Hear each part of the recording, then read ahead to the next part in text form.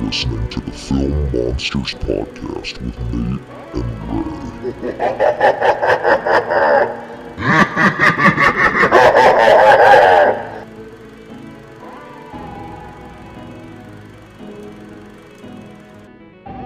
Well, hello everyone, and welcome back to another episode of the Film Monsters Podcast. I'm Nate. And I still remain as Ray. Not replicant Ray, but just regular Ray. Yes, just regular Ray, and I'm just regular Nate. And for this episode, we are obviously talking about sci-fi films, and I really enjoyed our conversation last week. I actually went back through and watched most of the recommendations that Ray had, and it was really cool, Ray. Like, I just watched Upgrade, and I really enjoyed it a lot, and your list was really great. It had a really diverse number of films that I thought was really cool to kind of see how much you put on your list that encapsulated all of what sci-fi has to offer. Yeah, I was trying to go for that. Like, I know that, just from the brief descriptions, it sounded like they were all kind of surrounding the same themes. But because sci-fi is such a broad topic that I wanted to make sure there was a variety for people to check out. So before we get into our topic for today, and speaking of variety, I wanted to talk to you about something that isn't a sci-fi film, but a film we both watched recently, and that is Marcel the Shell with Shoes On. So this is a little plug that I want to do before we get going on the movie. I've been trying to be a little bit more active on our social media page. Nate also has posted some cool stuff too. And I just want to become more engaged with our social media. So I am not a film critic. I am not I didn't go to film school. All I am is just a pure film lover. And I've been wanting to engage a little bit more with our social media. So I've been trying to do quick letterbox reviews and then just kind of take a snapshot and post them on our social media. And I did one for The Black Phone earlier sometime last week, and I just did one for this movie we're going to talk about, Marcel. So if you guys follow us on social media at The Real Monsters Podcast on Instagram, you'll probably see a review here and there pop up. Again, I am not a professional at this. I'm just thought it would be fun and another way to engage with all of you guys on social media. Yeah, and it's cool because it gives people some recommendations that we might not always bring up in the episodes that we do. Like, we haven't talked about The Black Phone, even though we both have seen it. And sometimes there's so much content, Ray and I don't have the time to get around to discussing it all. So that's a way for you guys to kind of get a recommendation that you might not get otherwise through the episode. So that's really cool. And as per usual, you did a review too, right, on your channel? Yes, I actually the Marcel review came out today as of the day we're recording this episode. So it will be up for a few days by the time this episode goes up. So you'll have a couple ways to check out even more of Ray and I's thoughts about this movie. But I absolutely adored everything about this movie. I didn't really know anything about the character of Marcel other than there was a YouTube series previously, and I love Jenny Slate, so I was excited to check it out. And this movie was just so wholesome and beautiful.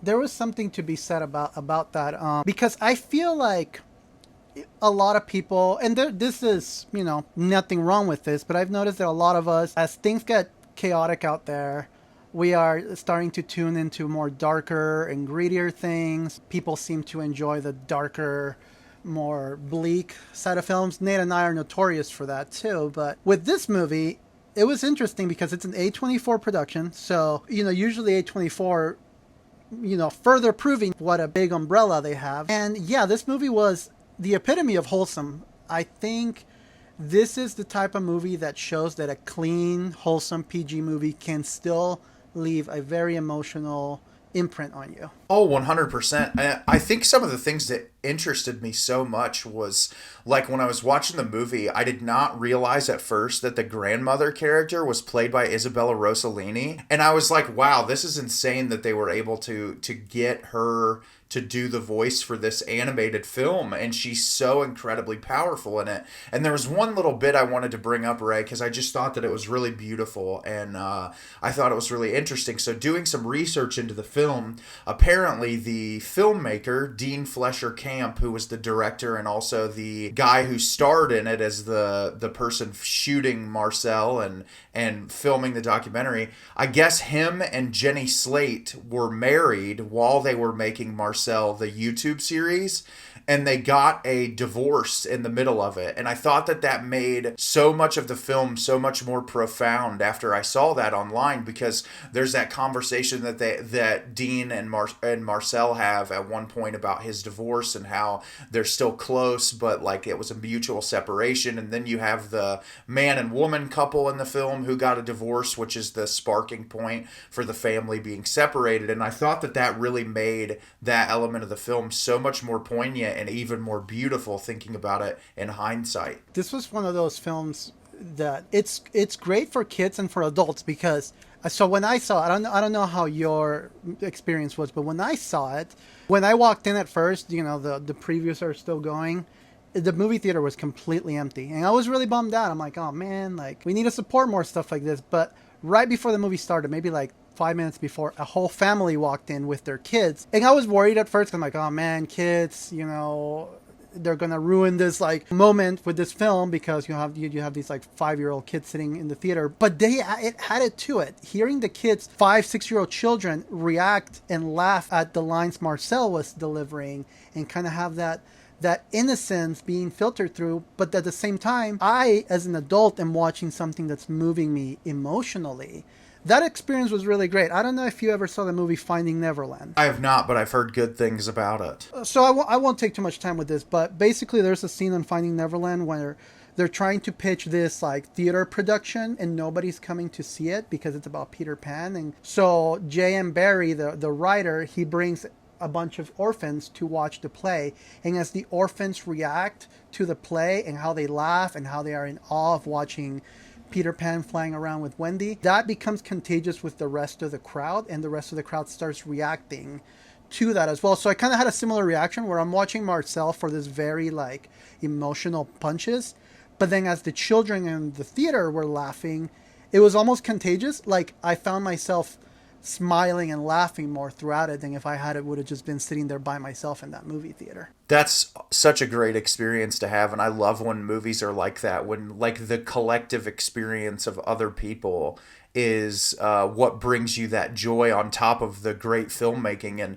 my theater was completely empty other than me and my family that I was with. It was just us in the theater, but we were all laughing and having a wonderful time. And it was just a fantastic film, but I really love that you talked about that, Ray, because I think there's something to be said about the collective experience in a movie theater. And I remember some of my favorite film experiences at the theater involved being in a theater and seeing other people's reactions and seeing the way that film impacts other people. And really, honestly, the reason why we started this podcast was to engage with other people and see how film impacts other people in the way that it impacts us as well. Yeah, there's just one last thing I want to bring out about Marcel. I love the very almost serious topics that it was touching on for like a very childlike movie. It was touching on some really interesting and heavy subjects. We already discussed the divorce, family separation, but also like, in my opinion, I saw a lot of like that whole viral fame and how that affects the person on the other side. I feel like people go viral for things and they do their TikTok challenges and their TikTok dances thinking that they're doing something cool, but seeing the reaction from the receiving end when, you see Marcel and the reaction Marcel is having to all of this. And even some of like the different moments, like one of my favorite lines is when somebody writes on his post like peace and love. And she's like, why would somebody write peace and love? Like, does anybody like wish anything else than that? I feel like Marcel did a really good job at delivering very poignant things, but in such a childlike manner that I can't see this movie offending a single soul. No, 100% I agree with you. But I do think that subject matter that the film touches on is so poignant because we live in an age now where we should, as a society, be probably the most connected we've ever been. But we utilize this platform for such the wrong reasons. I mean, the internet has this ability to have these collective people, and sure, you know, we can make friends and we can bond with people, but like when Marcel gets into a situation where he can use all of these people to try to find his family, no one really cares about that. They just care about the celebrity dumb and stalking the house and all of these things that are the wrong way to approach it. And I thought that it was handled so well. And the last thing I want to say about the movie before we're done talking about it is the cinematography in this film is outstanding. It looks beautiful for such a small scale film. The way that it's like practically shot with this animation that's of Marcel and the characters in the film, I just thought it was so brilliant and beautiful to look at. I was completely immersed in the world from the very first shot. Me too. Yeah, you nailed it. That was an absolute beautiful movie to look at. Yeah, so that is Ray and I's absolutely glowing recommendation to go try to catch Marcel the Shell with Shoes On before it leaves theaters. If it does leave theaters, just pick it up on Blu-ray or watch it on streaming as soon as it comes out. It is definitely worth your time. So I want to transition and pass it over to Ray. We are going to discuss a film that Ray recommended on the episode last week, and I think we are going to have a very interesting discussion today. So take it away, Ray. I'm scared that this is going to break up the podcast. You know that, right? Yeah, it's going to break up the podcast. So the movie that we're going to be discussing here, it's one of the movies that I recommended last week, and it's no secret, we told you all, it's going to be Sunshine, the Danny Boyle, Alex Garland, sci-fi. I guess at this point, I'm just going to go ahead and say spoilers. We're going to talk about this movie in great length. Yes. We announced it last week. If you have not seen Sunshine, this is Ray and I's recommendation for you to go watch it before we discuss it, because I think it is a film that has a lot to unpack and a movie that can be discussed in really great length. And I'm sure Ray and I are going to get into a lot of very, very specific details. And it's worth going in blind and watching this movie without having any preconceived notions, and then come back and listen to Ray and I talk about it. Sunshine is basically a sci-fi thriller with a slasher twist at the end. And yeah, so I figure we talk about it. When I saw this movie, it wasn't pitched to me with like a glowing review. It was pitched to me as like, it's a different movie. And you like weird, so you might like this one. So I personally loved it. And we'll get into the plot here in a minute, but just my overall thought. I had a similar reaction that Nate did at first. I felt like some of the things were a little jarring. Some of the stuff just kind of felt out of left field. But I personally, like, after I rewatched it a couple more times, it stopped bothering me so much, and it started becoming almost endearing to me. So I've seen Sunshine maybe like 5 or 6 times at this point, and I've gotten the chance to really, like, I don't know, appreciate the other things that maybe feel out of left field a little bit, because it's added, you know, another layer to how I view that movie. Yeah, I won't bother you all too much with this, but I do want to just like 30 seconds to get on the soapbox and just be like, hey, whoever's out there listening, I'm going to even be nice about it. You know, just press this thing on vinyl, you know, make a child's dream come true. Make Ray a happy person by pressing one of my all-time favorite scores on vinyl. Pretty please. I'm just going to be nice and not obnoxious. There is a lot more niche things that have been put out on vinyl. I don't see why a company cannot put out the Sunshine vinyl so that Ray and I both can pick it up, because it is an incredible score and probably one of the best science fiction scores I have ever heard. For those of you that haven't seen Sunshine and are somehow still listening because you don't really mind the spoilers, the score for Sunshine is so amazing that Adagio in D minor, which is like the main theme for Sunshine, has been used in other productions, like that infamous scene of Wonder Woman when she flies for the first time on Wonder Woman 84. That is a straight, blatant ripoff of the Sunshine score. When you sent that to me, Ray, and I watched it, I was like, wow, this is really interesting to see this utilized in an entirely different context. Especially when you know what scene it's been used on. Yes, it was absolutely wild to see the completely like shift usage of that song, because it is really a beautiful song that was really haunting to see used in the film. So Nate, what are your just brief thoughts, and then we can just jump straight into the plot? Yeah, so my brief thoughts on this movie is I didn't love it. I appreciate a lot of it, and I think that it's very ambitious, especially for the time period. I think, what you said is fascinating, Ray, that you've watched it so many times and that it's really shifted for you. But I would say, like, for me, whenever I watch a film, it's all about the collective experience and a filmmaker's vision. And I feel like, and we'll talk about it when we get into breaking down the film a little bit more detail, but it's what you said at the beginning. It feels like a movie made by two different filmmakers. Recently, I don't know if you've seen it, Ray, but did you watch the A24 film Waves from Trey Edward Schultz? No, but it's been recommended to me several times, actually. Yeah, so I love Trey Edward Schultz, and he is such an incredible filmmaker and someone who I really appreciate. So I went into Waves thinking I was going to get something really similar to his other films, but it's very much like this movie in the sense that it feels like two different films. The first half of that movie feels almost like a made-for-TV Hallmark special that's really poorly written, and like I almost had a really hard time getting through it. And then at the halfway point of the movie, there's this drastic shift that turns it into this really thought-provoking and beautiful family drama. And it's so different where it's like, it was hard for me to completely appreciate the film because I could not understand why the visions were so separate.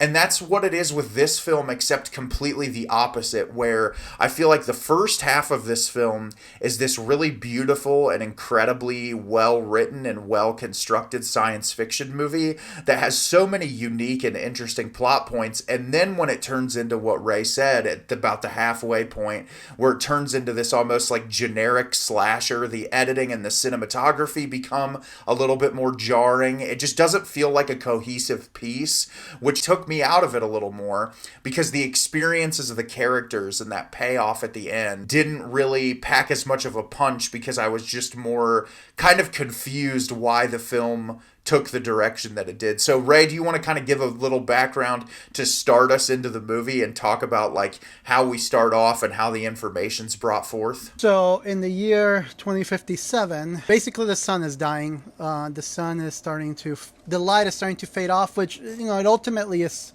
taking a toll on planet Earth because we're not getting enough sunlight. So everything is kind of freezing over. The crops, are dying. And basically planet Earth is doomed to die off without the energy of the sun. A crew of 7 are tasked with going up to the sun and delivering a payload or a bomb to the sun to reignite it. Now, this is the second expedition. So their ship is called the Icarus II. Icarus I was tasked with the same mission, and then they lost contact with them, and they never reached the sun to deliver the bomb. So now a second team has been tasked to go, and this movie stars Cillian Murphy, Chris Evans, Benedict Wong, Michelle Yeoh. Rose Byrne's the other big one, and I cannot remember who the guy is that's the captain. He's been in a ton of stuff, but I can't remember what his name is. I'm gonna butcher his name. I have the list pulled up right now. Hiroyuki Saneda, and he plays Kaneda, the captain, who I was really sad he lasted just very little because I really liked his character. So do I, and I want to say the beginning of this film, and one of the reasons why I said I really was like immersed when this movie first started, is that Cillian Murphy gives this dialogue at the beginning of the film. It's like this voiceover narration, and then we're kind of dropped into the ship and given backgrounds to each character. But one of my favorite scenes early on is that scene where they're sitting at the table and discussing what's going to happen. It really was very reminiscent of Ridley Scott's Alien, and that very like casual, just like sitting down at the table, getting to know your characters, where it just feels very naturalistic and you're really getting immersed into the setting and the environment of the Icarus II. And I think this is worth mentioning because I don't know if you picked up on symbolism, but I kind of did on a lot of the characters. I think it's worth mentioning what each of them does because I feel like each character, their role in the ship is actually very significant part of the story. So, you have Cillian Murphy as Robert Capa, who is the physicist. He's the one that created the bomb, who operates the bomb, who knows how to set off the bomb. So he's kind of like he's very crucial, because even if they reach the sun, they need a physicist to set off the bomb. And you have Chris Evans, who is... Oh, which, by the way, Cillian Murphy's character, Robert Capa, he's a very gentle, very thoughtful individual. Like, you can see his wheels are always turning in his brain. You have Chris Evans, who is Mace, who is the engineer, who you can see he's a little bit more pragmatic. He's like, we got to stick to the mission.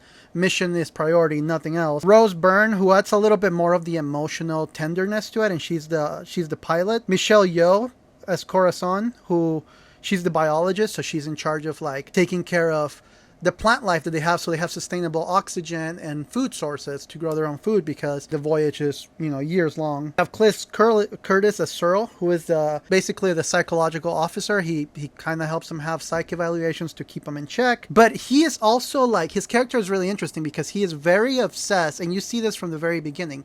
He's very obsessed with staring at the sun, and he tries to, turn up the brightness as much as he can, because he is so obsessed with trying to always stare at the sun. And I think that's a really important motif throughout the movie, of the obsession that the character has with the sun. You have Troy Garrity as Harvey, and he's the communications officer. He also comes into play later. And then I explained earlier, Hiroki Sanada, he is the captain. He's the captain. And then you have Benedict Wong as the navigator. So they all have very specific jobs. And that comes into play later, because I do believe their roles in the ship are very integral to the story. I will say, with Searle's character, I wish they would have dived into like his obsession a little bit more. I feel like that element, when there's a period we'll get to talking about later where there's an important moment for Searle's character, but I feel like this kind of is giving you an implication as to the shift that the film is going to take, and kind of like the insanity that's going to occur, because it gets to the point where when he's staring at the sun, there's a scene I remember really specifically, Ray, where he's like to the point where being that close to the sun, he's peeling off pieces of skin off of his face that have literally been like sunburn off there. But that scene is really visually striking at the beginning of the film. It's such a cool setup, and the cinematography in this movie, especially early on, is breathtaking, especially for 2007. But he sits in this room, and there's this like screen that they can control the brightness of how much sun can come in. And the way that the sun is portrayed in this film is so visually captivating and striking and very hypnotic. And so that early scene with him in there kind of just staring at the sun, and people coming into there and being like, oh my God, like I can't remember who walks in on him, but they're like covering their face, and he's got these regular sunglasses on and just seems completely unfazed. Yeah, there is something to be said about that obsession. And I feel like that's a motif that you see come back, that obsession with the sun. But anyways, as these characters are, you get, like you said, that alien vibe where they're getting to know each other. And the conflict starts very early on when they are about to enter the no communication zone, where basically they get time to deliver, they call them packages, but basically they deliver these like video messages to their families. And the movie starts with them talking about how they're about to enter the area where there's no more communication. So to send their last messages home, because they won't be able to see their family for several years or talk to them. The first set of conflict that we see is Kappa. He is sending a message to his family, and he takes too long, basically. He sends the message, but then Mace, Chris Evans' character, doesn't get to send that final message home before they enter the no communication zone. And that from that moment, there creates tension between those characters. Absolutely, and I think that's really a fascinating part of the film too, is Chris Evans has that like toxic masculine vibe of like where he constantly wants to start fighting. And that's when they first introduced this concept of like the psychiatrist and like putting them in these chambers and giving them these diagnoses, which is really interesting because it makes the film feel very futuristic in how it's approached. And I love one of the really big attention to details is like the set design in this ship and the different areas of the ship. It really gives a lot of personality. And that chamber where the psychiatrist is at, compared to like the other parts of the ship, I just found that to be a really cool comparison. But yeah, they get in this fight, and they separate, and Chris Evans ends up coming in and apologizing, and I feel like it really shows like his pilot thing, because pilots in films are always portrayed as these kind of like hot-headed, have to make these really quick decisions on the fly, and sometimes the decisions are really irrational, and Chris Evans does that several times through the movie, where he'll make these like really quick, rash decisions because it's important to have a decision made, but sometimes not made in the best way and can cause some conflict. And so he's really got that hot-headed vibe, not as cool and collected as he was as Captain America. After all this conflict breaks out, we get the first sort of like posing of this conflict that's going to occur with people on the ship, which is that the idea is introduced that they find the Icarus One, and that the Icarus One still has the original, what they call payload, which is the bomb that they're going to shoot off into the sun. And that there's a chance that the people on the ship could possibly be alive, but also on top of the chance of the people on the ship being possibly alive, there's a second payload bomb that they could use to shoot at the sun, because even though they've done the mathematics for it, it's just probability. And essentially the argument becomes, okay, if we have the opportunity to have two bombs instead of one bomb, is that going to be better for the mission? And also on top of that, there's a chance we could save the lives of these people who were lost astray for so long. And I think it's worth mentioning too that they also are looking at other implications, like one of the things that they're looking at is their food, their water, their oxygen levels. These are all things that come into play on things that they could get from the Icarus One. And there's obviously a divide. You have, Mace, who like Nate just explained, very hot-headed. He says, no, I don't care.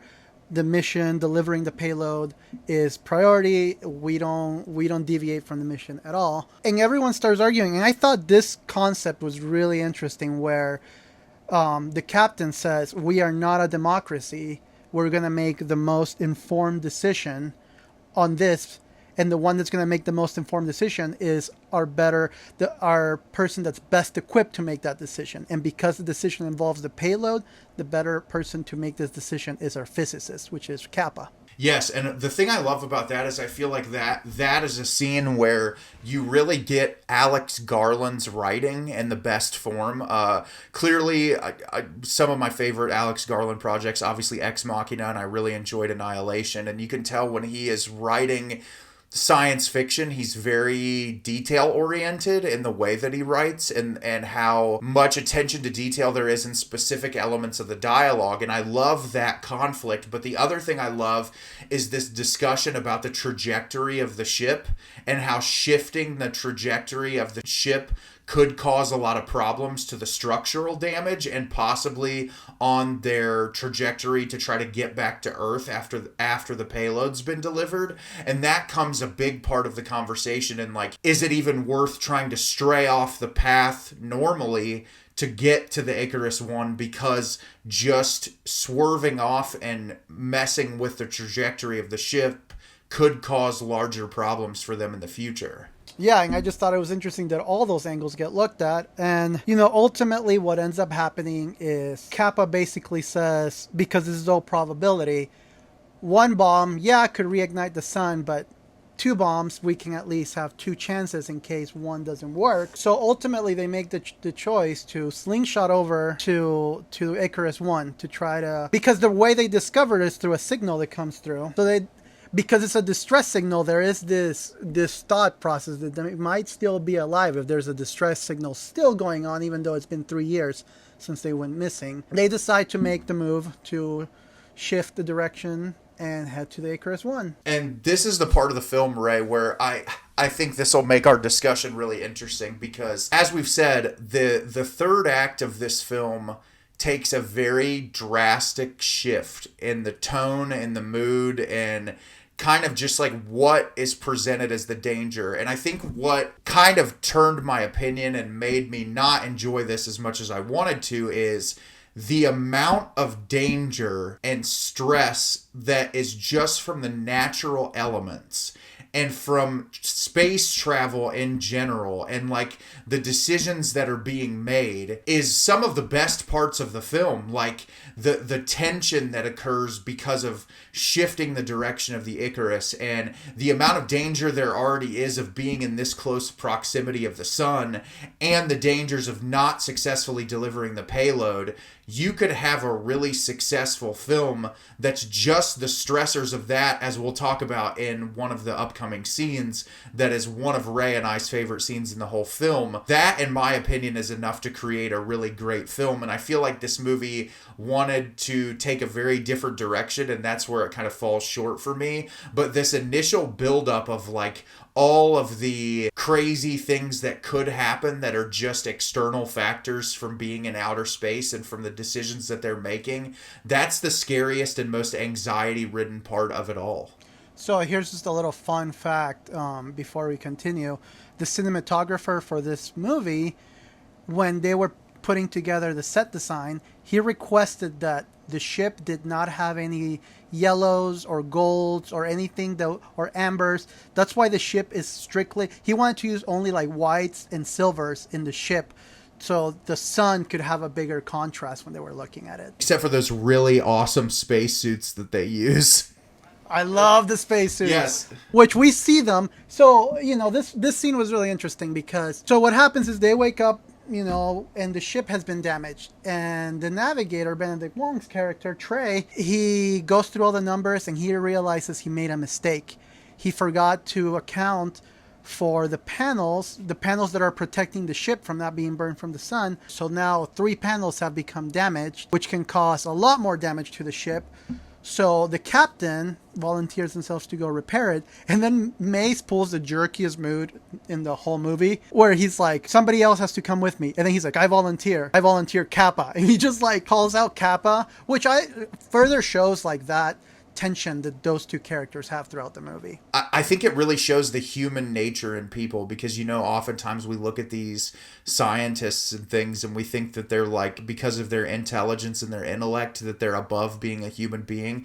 And when he's having that dialogue about like, I was running all the numbers and I had so many things going on in my head and I just fucked up. And it's like, you really feel for him in that moment, because you understand that he is just a human being capable of making a mistake. And yes, mistakes are not going to be easily tolerated at this period because of how pivotal it is to not only the lives of the people on the ship, but to the lives of the people on Earth. And I thought that scene was absolutely brilliantly written. That scene starts a series of events that make Benedict Wong's character so tragic. Kappa and Kaneda have to go up to the ship in these like really awesome like golden looking spacesuits to go repair the panels.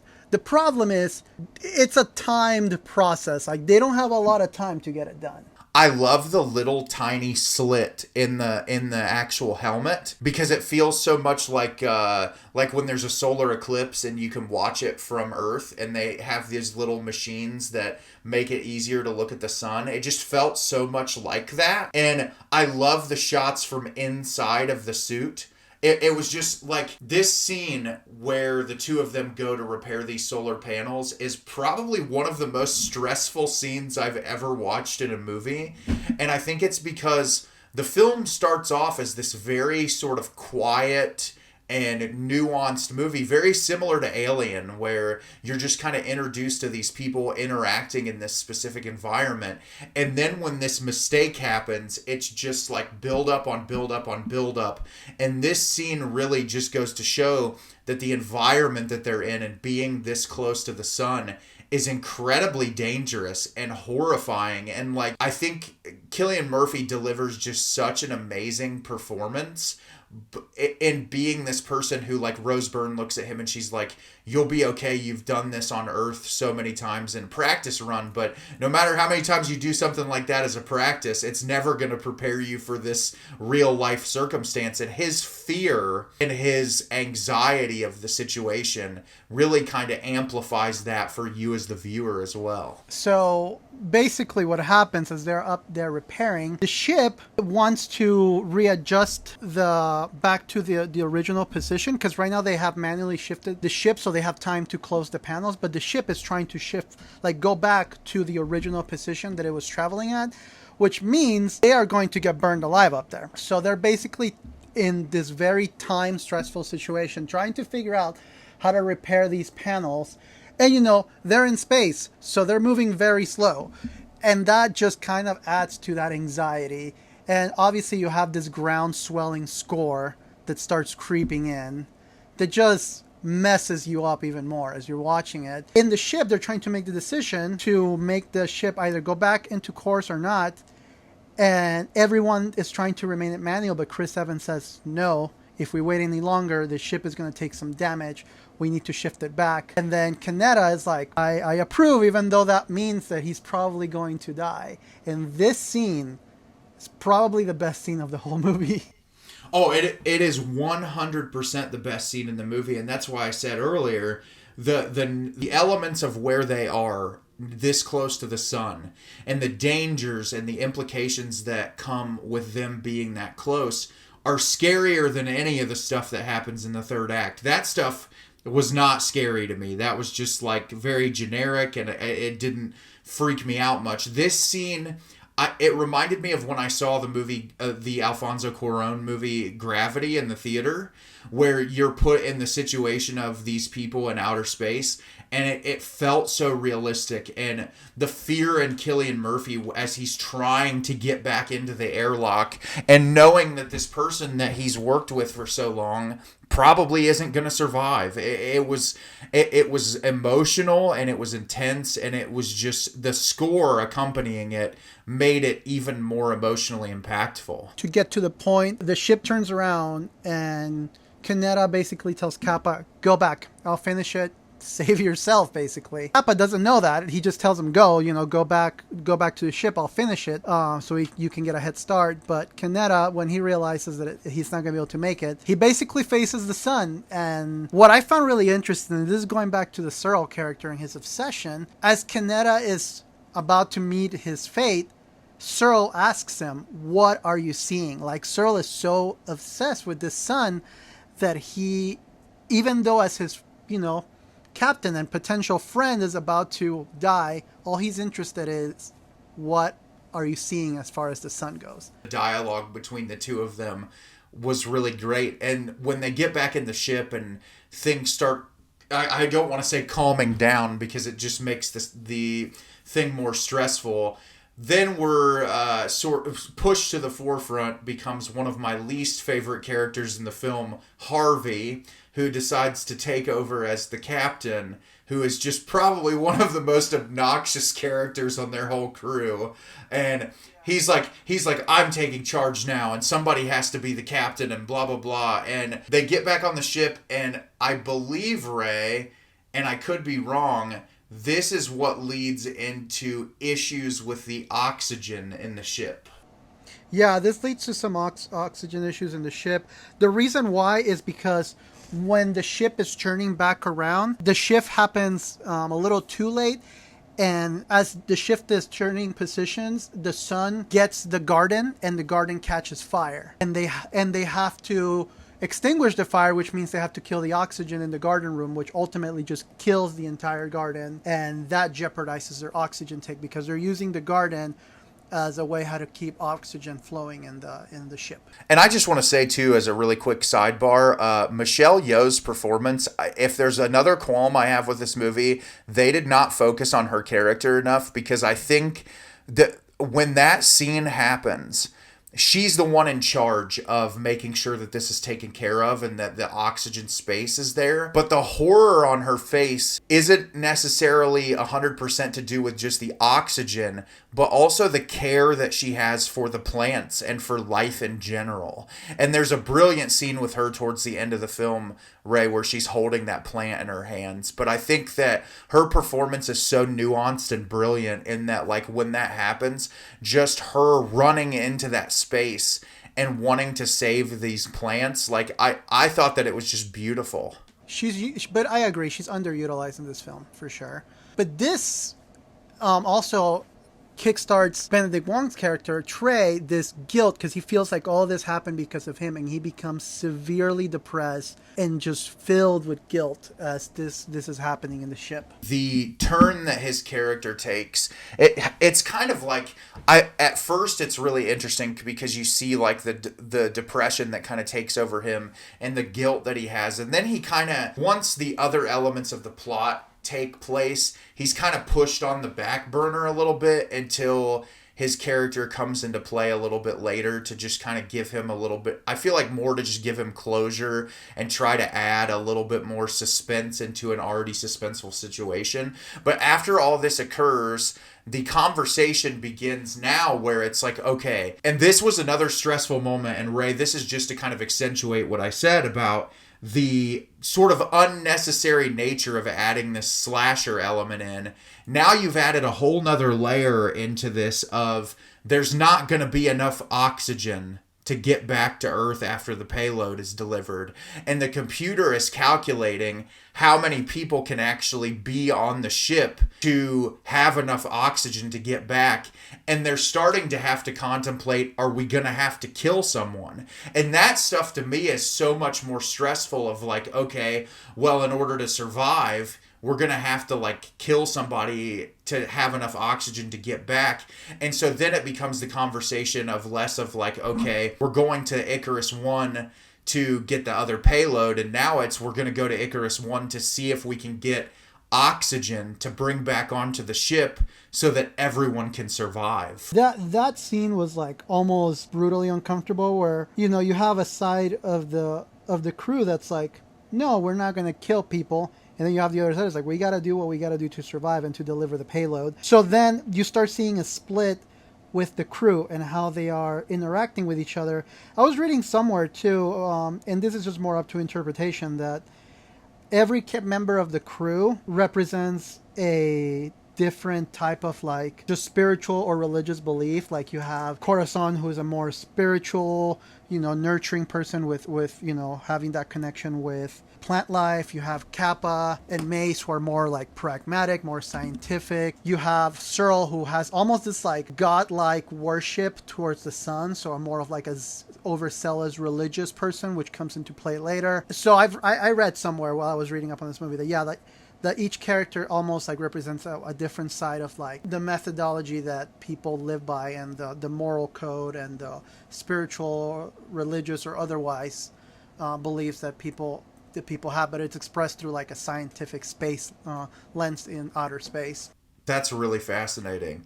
And really that's an interesting perspective to take, especially like the shift in the third act, where we'll talk about it a little bit, where there's this larger conversation introduced where I thought some of it was delivered a little hammy, a little corny, but we'll get into it when we get there. So the next part of the film is we get to the Icarus 1 and we have to get over there. And so Kappa, Mace, Searle, and Harvey all go to get onto the Icarus 1 to see if, number one, if they can get the payload, and number two, if they can get oxygen to bring aboard the ship, or possibly they have this conversation earlier in the film if Mace, Chris Evans' character, would be even able to operate the Icarus 1 because of how different the ship's operations would be than Icarus 2. And when they get there, it's really interesting. I got major like Event Horizon vibes when they get to the ship. So they show up and, you know, the crew at the moment is nowhere to be found, but they find that they have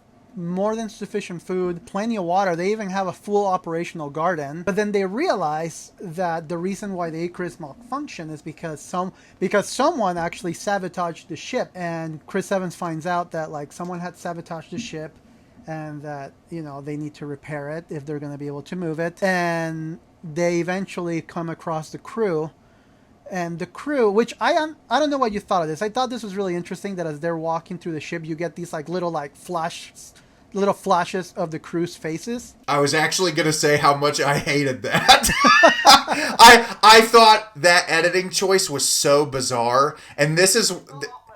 Yes, to me, this is when the filmmaking starts to take a back seat to the really bizarre storyline that's introduced. And at first, I kind of like shook my head and I was like, what in the hell is that? And then it took me a minute. And then the reason why I thought it was kind of hammy is because when they get back on the ship after that, like back onto the Icarus 2, that you see that shot of them all like in a similar pose to the people on the Icarus 1, and I was like, okay, like we get it, they were people, they died, like it's not really it didn't really add any more of like an emotional impact for me to care about the people on the ship by like flashing their faces in a like less than 2 second still image where you're like, my brain doesn't even have the time to process what this is. I also feel like there was just like, I would have been fine with just what happens next, which is they go to the observation deck and they find the whole crew kind of huddled together, but they're basically a pile of ashes.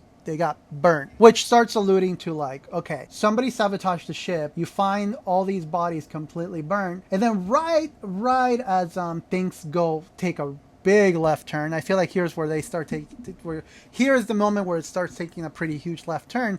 They come across a message from Pinbacker, Pinbacker was the captain of the Icarus 1. Well, and then when you see him, he looks kind of a little bit crispy. He's looking a little well done, and he is talking to the camera in this very ominous thing, basically saying that you can't defy God, and that God spoke to him, and that we can't stop God's will. Therefore, everyone has to die because it's God's will for the sun to extinguish, so everyone dies. And this is where the Alex Garland writing gets into the almost into the men territory, right? Where it's very much on the nose. There's not a lot of allegory left for you as a viewer. You really get the idea as to what Alex Garland is going for in the tail end of the film, where it's like, okay, I understand it. It's not really like an up to interpretation type of thing. It's more of just this question of, do we as human beings have the choice to contradict what quote unquote God wants for us? And that's where the film takes a spin. But I do want to talk about a line that I thought was really brilliantly delivered when they first get on the Icarus 1 and everything's covered in like a huge layer of dust. And I love Searle's line where he's like, this is human skin. And he's like, dust is like 80% human skin. And I thought that was like such an eerie and creepy line to say when they're going through this abandoned, disgusting looking ship. So that's when things go out of control. There's an issue with the airlock where it gets busted. And they're essentially stuck in this point where they're saying, okay, there's only one suit. And I love... This is similar to what you were talking about earlier, Ray, which is the rationale behind the decisions that they have to make. So they're like, okay, there's only one suit. Only one person can survive. And they immediately pick Kappa because he is the one who has to deliver the payload. And that's when fucking Weasley little Harvey comes in. But I'm the captain of the ship. Somebody has to make the decisions. I'm the captain. And I'm like, oh, I want this guy to get killed off. They make this really brilliant idea of, if they pop open the airlock, that the amount of force that's going to come through the airlock will push the other people into the ship. And they say, it's going to be cold because they're going into outer space. So Chris Evans really smartly starts to rip out the insulation from the ship to wrap themselves in. But then another quandary occurs, which is that the airlock is manual and one of them is going to have to stay behind. Yep. And so they have to... Well, and then this part was interesting because this is when, like, Harvey starts freaking out, like, I don't want to stay behind. And then Searle's like, you're not. I am. I'm going to stay behind. And he just volunteers himself to stay behind. Yeah, basically, he is going to stay on the Icarus 1 and die in the Icarus 1 at this point.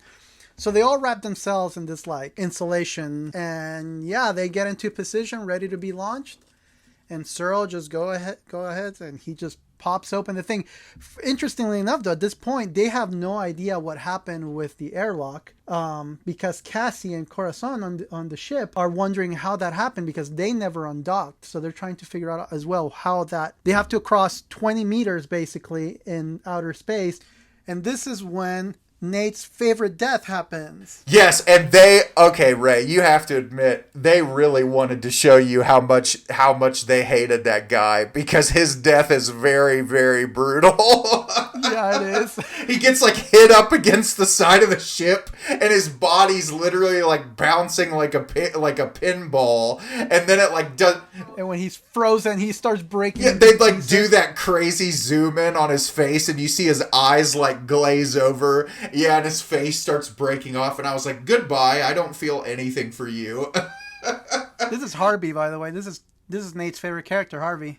Oh God, he was awful. And so they get there, and then it jumps back to the Icarus one, and this is one of my first problems with the film. The scene with Searle, where he opens up the thing, the dock, to get burned alive by the sun. It really, I don't know. Like I didn't really get enough out of that to be like, okay, what was his fascination with the sun? Why did he care so much? Because none of the other people on the ship care. They care about delivering the payload. They care about all this. But there's not that infatuation with the sun. And the only thing I can take away from it is that what was going on with Searle is what happened to Pinbacker, essentially. But the plot line with Pinbacker, which we'll get into in a minute, is like very sloppily introduced, to where when his character comes into play, we're not really sure, is he alive? Is he a ghost? Like what is he? And that's when this movie really takes a 360-degree turn. Yeah, basically, so they managed to get back, and everything seems fine, but then they realize that the oxygen, at this point, they have resigned themselves to dying, because they realize they are not going to have enough oxygen to make the trip back.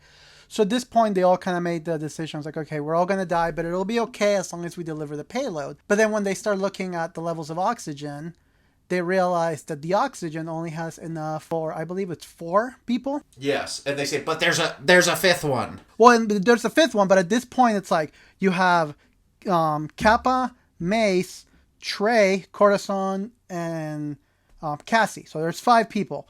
So then they realize, okay, well, someone has to die. And they have to have this debate whether or not they should just kill Trey, because right now Trey has just kind of been useless. He's just been sedated the whole time in the ship, because they're trying to keep him from killing himself, actually, because he's so filled with guilt. Chris Evans is fucking heartless about it too. He's like, oh, we're gonna kill him. Like, he just doesn't care. Well, and then I love that part where he's like, I mean, I'm not passing the baton off for that one. I'm gonna do it. Yeah, exactly. And I think that has to do with his piloting skills, is that, you know, you have to make these really rash on the fly decisions, and he's like, okay, it's him or us. And he goes to kill him, and this scene is really interesting to me. So when he goes to kill him, they discover that Trey already did the work for them, and Trey has already killed himself. So that puts him at 4 people. But this scene was really interesting, because Mace, when he finds the body, he lashes out at Kappa and tells him, all of these deaths are on your hands because of the decision you made to deviate course.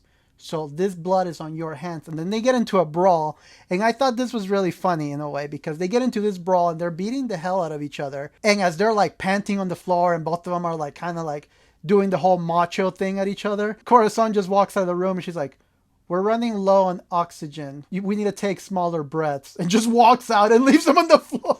It's brilliant. And I also love, there are a lot of like little attention to details in this movie. I love the surgical tool that Chris Evans grabs that looks like a typical scalpel, but it like swivels, like it has like a drill function in it, which I thought was really cool. But yeah, that's what I'm saying. Like, when we talk about the first half of this film, I love the character dynamics and all of the build-up and the suspense. But where this movie is about to take a turn, it's like all of that nuanced filmmaking and that really like intelligent filmmaking that has occurred throughout the rest of the film kind of takes a back seat to just turning into this like essentially alien-esque film that has more like hyper spastic editing choices that sometimes are really hard to focus on, and yet it becomes a little jarring. It almost feels, to me, it almost feels like they're making the movie, and then the studio came in and they're like, this is too smart, guys. We need Exactly. we need something here. This is too smart. It felt like you were in a college class and you had some really intelligent kid who wrote this really amazing script, and you had like a screenwriting professor's who's like, okay, and for the third act, we're gonna draw the conclusion to your film out of a hat. That's what it felt like to me. Is like Alex Garland wrote this really beautiful, nuanced script, and then was like, hey, third act, let's just throw in this character. And that's the problem I have, is like, so at this period they go onto the deck, and I believe it's Kappa's character is there, and they're talking about the oxygen levels. It's either him or Rose Byrne, and they ask, it's Kappa. Yeah, and he asks the Icarus, like, okay, how much oxygen do we have? And they said, we have enough oxygen for four people, but there's 5 people. And he says, no, there's not 5 people because Trey just died. And she's like, no, there's a 5th person. They're on the observation deck. And so he goes to the observation deck, and when he gets there, you see this entity. But the thing is the way that it's edited, can't really ever 100% make him out. There's this weird like haze, which I understand they're trying to give the implication of like being affected by the sun, but it's almost like nauseating to look at, and it's really difficult to kind of discern when the characters get into a fight together because of how just like surreal they're trying to make it look. And that's when I started to kind of pull out of the movie a little bit, was like, okay, you introduce this character Pinbacker, who we really don't know anything about other than the really simplistic line of dialogue that he gives about like not interfering with God's plan or whatever. And the movie essentially becomes this like guy who sabotaged his other ship, sabotaging the current ship that he's on. And that's the remaining third act of the film, is it becomes like a generic slasher of this sun-infested creature on the Icarus II.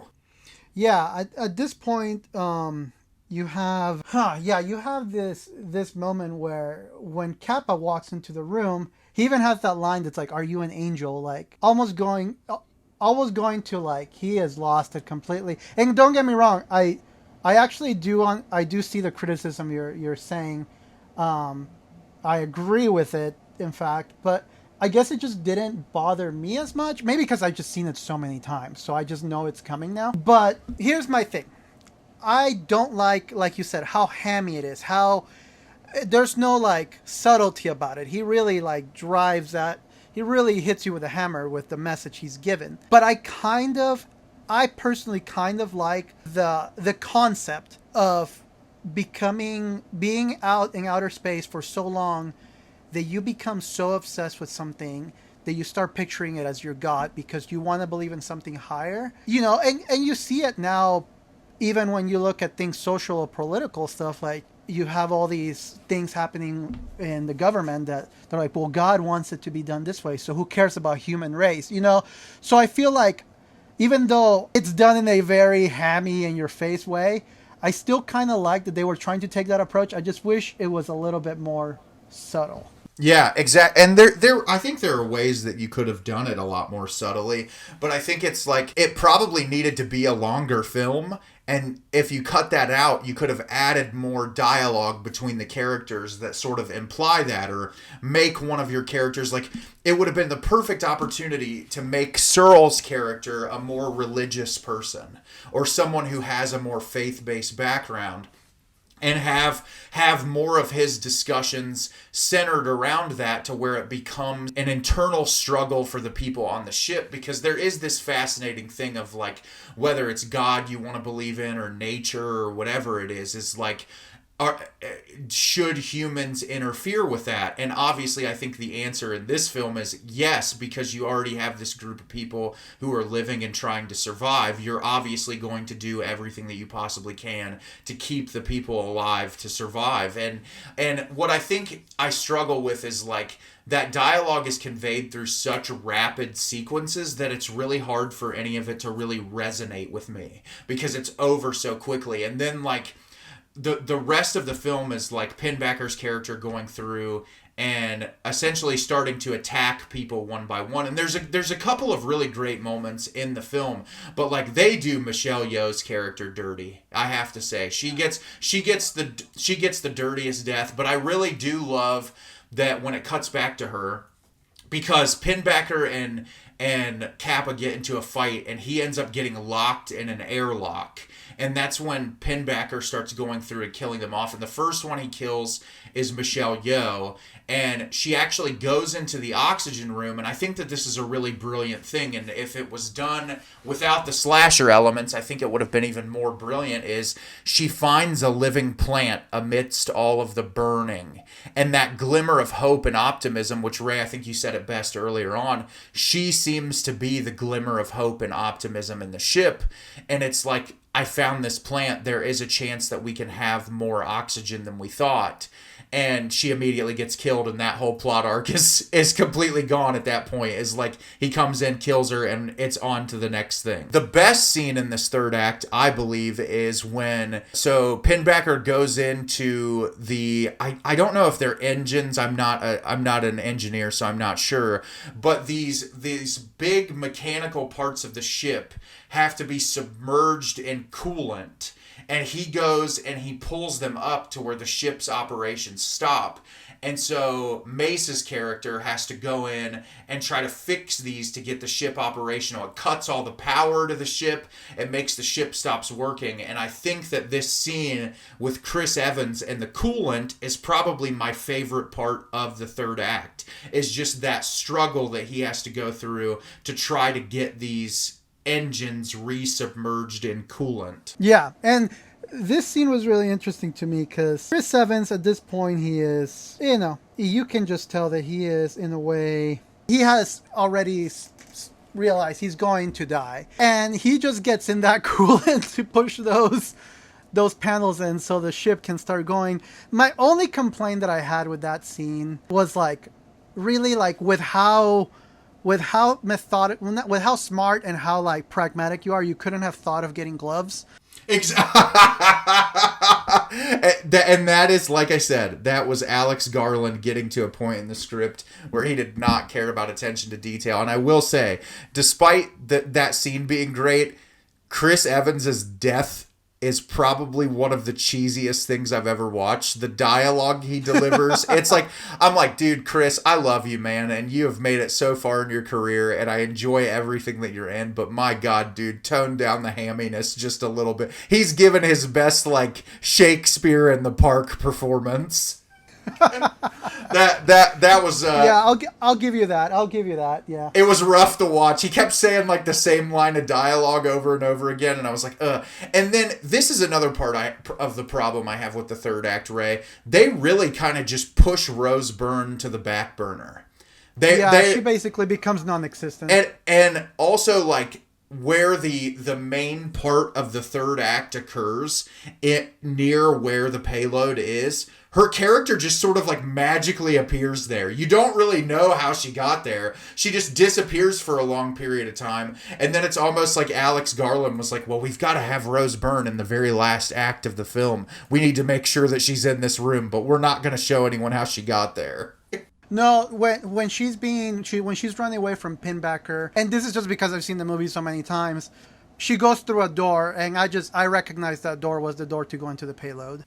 I'm glad you did, because oh my God, and I'm sure that even though you've seen this movie so many times, you can agree the editing in this last act is incredibly jarring. Yeah, I wasn't a fan. This is the moment. I've heard your complaints, and I get them. They don't bother me so much as they bother you. Maybe it's because I don't have that film school background, so they don't bother me as much. This scene, I will agree with you. I am bothered by the way they edited this scene.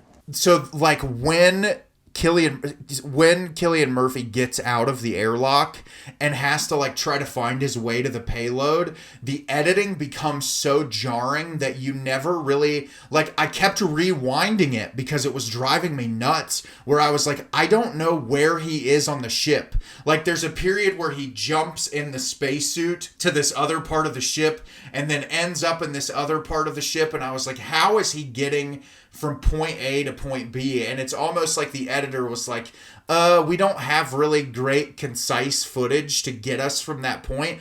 And I think the reason why I have such an issue with it is because the filmmaking at the beginning of this movie is so nuanced and incredible, and the camera holds on so many amazing shots to where even when a scene is suspenseful, you as the audience member can perceive each individual thing that's happening. And it's almost like the end of this movie is like, okay, we've got this threat, we just want to get it over with, let's get to the final showdown.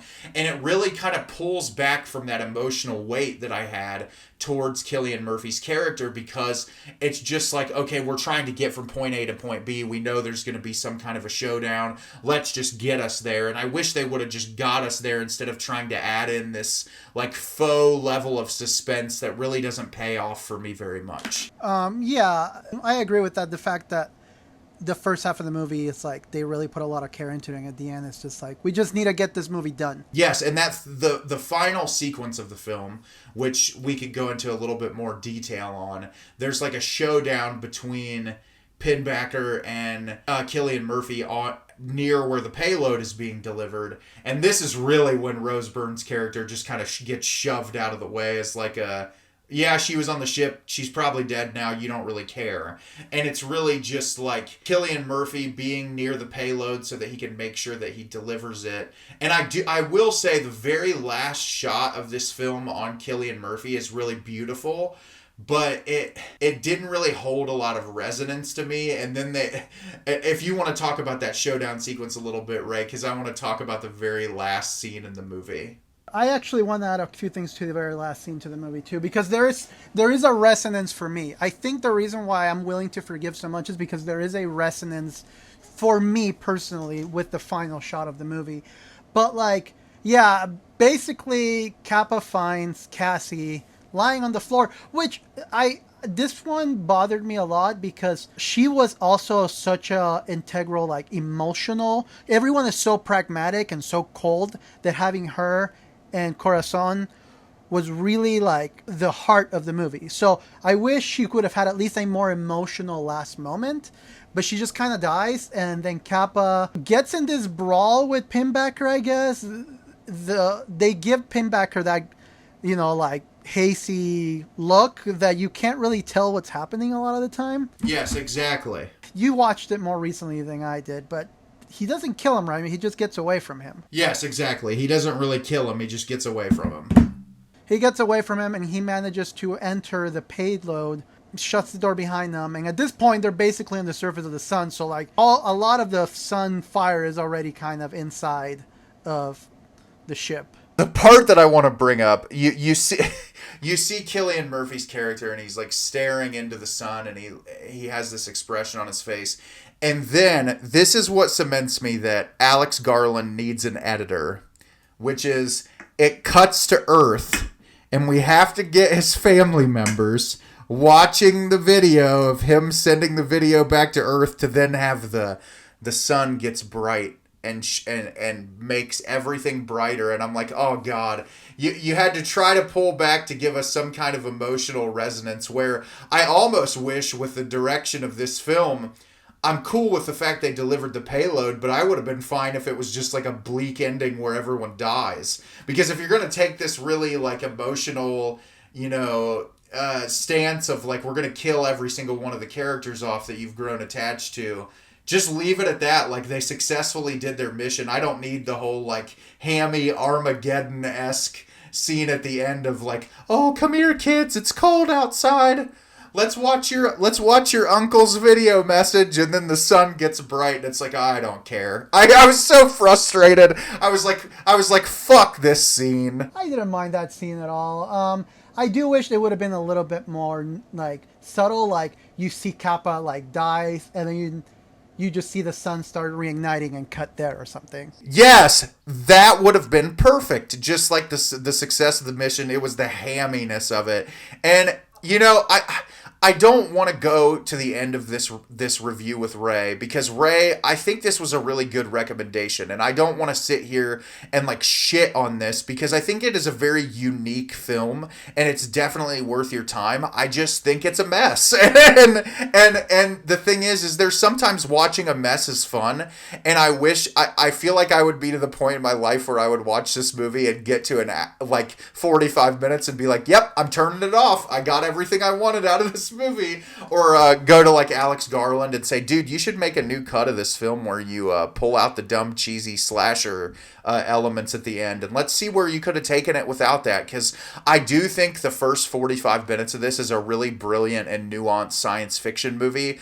that I really enjoyed watching, and then the end just irritated me. But I will be watching it again because I want to see if that lessens on me over time like it does with Ray. And Ray, I don't want to go without talking about it again. This is legitimately one of the best scores I've ever heard in any movie. I was completely enamored with it. I just wish that the third act of this film, that the score would be accompanying something a little bit better. I will add this as my final thought of the movie, and maybe this is why I am willing to overlook so many of these imperfections. So we haven't really discussed this a whole lot. We know a little bit of each other's backgrounds. At least on the podcast, we haven't discussed this a whole lot. Nate doesn't affiliate with anything religious anymore. But me, I've always had kind of this interesting relationship with religion and spirituality. It's kind of a push and pull relationship with me, that I'm always trying to figure out where I stand on it and how I feel about a lot of spiritual and religious topics. So to me, that resonated with me. I know that the message was done in a very hammy way. Don't get me wrong. I do agree with you. But that last moment when he's staring at the sun, and if you want to, rip off the Band-Aid and give you my interpretation of it, that the sun represents God. And then the fact that Kappa, a human, has to reignite the sun, kind of, for me, bridges that God and human relationship of how, yeah, it's great if you believe in God, but you also need to believe in humans and in humanity. And those things can come together in a way. It doesn't work for everyone, obviously, and that's okay. But for me, I resonated with the theme of like, there is God, and God, you have that relationship with God, but at the same time, there is the relationship you need to have with humanity. So I'm always having that constant push and pull when it comes to religious and spiritual topics, about that, push and pull of God versus man, science versus religion. And that's a topic that's always resonated with me, because I wouldn't call myself atheist or agnostic. I would kind of lean more on the side of spirituality and religion, but I still have a lot of doubts and a lot of questions. So movies like this, where they touch on those topics of God versus humanity, always resonate with me a lot. And I think that's why I'm willing to let so many of these imperfections go, because it's a topic that resonates with me. That's a really cool interpretation to pull away from it. I took it a lot more simplistically at the time, of just like, the society has gone on this really like bleak route of like everything is hopeless, and that, there's like these people who are willing to sacrifice themselves to create a brighter future for the people who are left on Earth. And Cillian Murphy staring into the sun at the end of like this beautiful thing that has controlled my day in and day out, which can lead into, for some people is God, some people is nature, some people it's whatever it wants to be. And this whole thing of like, sometimes it does take people to get things back into a stasis thing. And yes, sometimes we have to make difficult decisions that you may feel are out of your control, but that, without you, they're never going to happen. And I really like the takeaway that you had from it. I think that's a really fascinating perspective to take away from the film. I just wish it was a little less hammy. But I still think it's definitely worth checking out and forming your own opinion on. By no means, and I hope that people can take this away from Ray and I's review, because I know Ray loves it a lot. This is not me sitting here shitting on it and saying this is a horrible thing. I really did enjoy myself watching it. I just wish the ending was different, and I think that's where a lot of my frustration pulls from, is from somebody who went to film school and who loves movies. I see the potential that this had to be a masterpiece, masterpiece, where like Ray said, you know, it's a misunderstood masterpiece in his eyes. And I think there's a lot of the framework for it to be a masterpiece. I think there's a lot of amazing elements of it that could push this in the direction of being something truly incredible. It just falls short for me in the end, but it is something I would definitely watch again. I think it is very much worth it for the performances, for the cinematography, and definitely for that score. And it's all right. Nate and I don't always see eye to eye, but in the end of the day, we'll always have Psycho Gorman. Yes, absolutely. And the thing I love about this too, Ray, and this is I feel like this is one of the first episodes that it has happened. We don't often have variations in opinions. I feel like we like a lot of the same stuff, but what I will say is no matter what opinion you or I have on a film, I love that we can have a very respectful dialogue and understand where each other are coming from, because I can see why you love this movie so much. I just have my qualms with it, and I'm glad that you can see where I'm coming from. And I feel like that's the big thing about this podcast and with movie criticisms in general, is I feel like a lot of people, when they have very strong opinions about movies and they feel a very passionate way about it, that they start personally attacking people. Like, no, I might not like something that you like, but at least try to meet you at a middle ground and understand why someone can appreciate something. I mean, hell, I hated the new Minions movie, but I understand that kids think that they're cute, and I understand why they want to go see it. So that was Ray and I's thoughts on Sunshine. Ray, I really want to say I appreciate your recommendation. I thought that was like a really unique film to watch, and I'm so glad you and I come from very similar but also very different worlds when it comes to film. And one of my favorite parts about this podcast has been you recommending things to me that have either been on my list or completely off of my radar. And it was so much fun to dive into something that I knew virtually nothing about and just watch it for the first time. I'm glad. Same here. Like, there's so many stuff. Even movies like, and I know I just joked about Psycho Gorman a second ago, but I remember, like, it's really nice sometimes talking to somebody that, yeah, we share similar perspectives, but you have a different takeaway. So, like, after hearing you, for example, talk about Psycho Gorman in previous episodes or any other films, I feel like now I'm going to go back and watch those films through a different lens, because I got the opinion of someone else, of someone's opinions that I respect. So now I'm like, okay, so Nate mentioned that last time. Let me look for that. And then it amplifies movies for me a lot of the times now when I do that. 100%. And like I said, we're going to talk about it in a future episode, but just quickly, like, I just watched the both of the Blade Runner films yesterday after Ray mentioned them in our sci-fi episode, and just listening to your talking points and things that you loved about the movie made me more perceptive to them during my viewings, which made the takeaway even more for me. So having this podcast is so cool, because I feel like I already think about movies really critically, but like sitting there and taking the perspective of someone else who I do respect, and I respect your opinions and care about what you have to say, makes the viewing experience even more fun. So I'm really looking forward to the future when we talk about even more movies, and I'm really glad that we have this format, and I'm glad people enjoy listening to us discuss these movies in detail. So on that note, Nate, I gotta know, what did you check out this week? Yeah, so this week I checked out a lot of movies that Ray recommended on our last episode. So I obviously watched Sunshine, but I did, so I watched Upgrade, which I thought, Ray, I just wanted to tell you, I loved Upgrade. I thought that it was so much fun. It had some hokey dialogue, but it really reminded me of like some perfectly like cheesy film from like the 1980s with some really incredible action sequences. It was so much fun, and it was like Lee Winnell has this shtick that he's really good at writing, and I really enjoyed it. And then obviously we'll talk about it in next week's episode a little bit, but I watched both the Blade Runner movies, and I thought that they were really incredible. So Ray, what did you watch this week? For me, there was two movies specifically that I checked out this week. One is an older one, and one's a newer one. The first one, it's called Cube. It was really interesting. It's just a movie like these, I wouldn't even know what to call them, if they're prisoners or not. They're just people wake up inside of a cube and they need to escape. And the cube is booby trapped. And they have to figure out a way how to escape. It's just like a very simple premise. These people are stuck in these cube-like rooms, and then there's 4 doors in each room, and they have to figure out how to get out of the cube. But some of the cubes are booby trapped, so they have to figure out how to get out. And There's a very cerebral aspect of it. Like they have to figure out. It's the original Saw. It's the original Saw. Yeah, basically, except good. Oh, shut up. Hey, listen.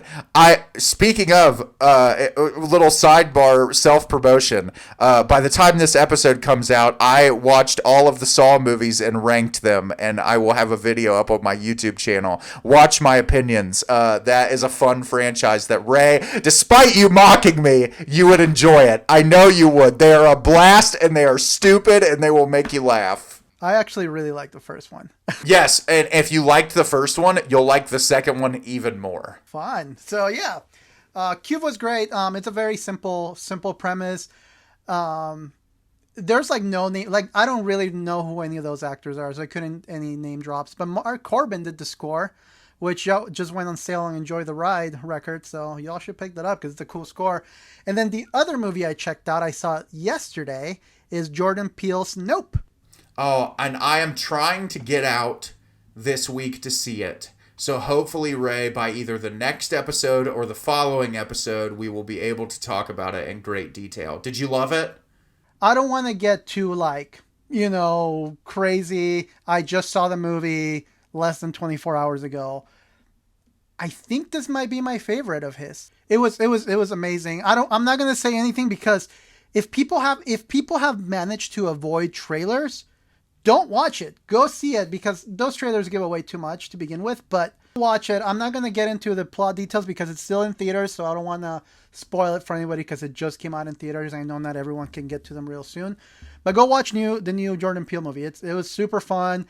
It's definitely it's not a horror movie. I can't stress that enough. It's not a horror movie. This is more of a sci-fi suspense movie with a very open love letter to Steven Spielberg movies.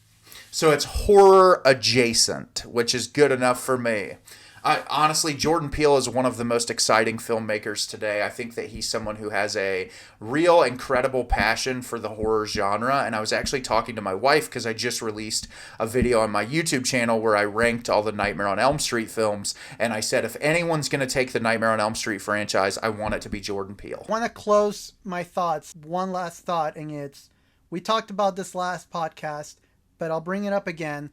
I love that Jordan Peele, despite how much praise he's getting, he's still paying respects to the classics like John Carpenter. And that makes me respect Jordan Peele even more. He is someone who really appreciates the classics. I mean, the man, you just watch interviews with him and he talks about Nightmare on Elm Street. He talks about The Thing. He talks about The Shining. He talks about all the great horror films that have inspired him. And I feel like it really translates into his work and that all of his movies are incredibly nuanced and well-shot movies that create this amazing atmosphere. And so I can't wait to see Jordan Peele's career just take off more and more. And I hope the man makes a film at least every year or every other year. Those are our thoughts. Next week, I am going to sit down, get confined to a room.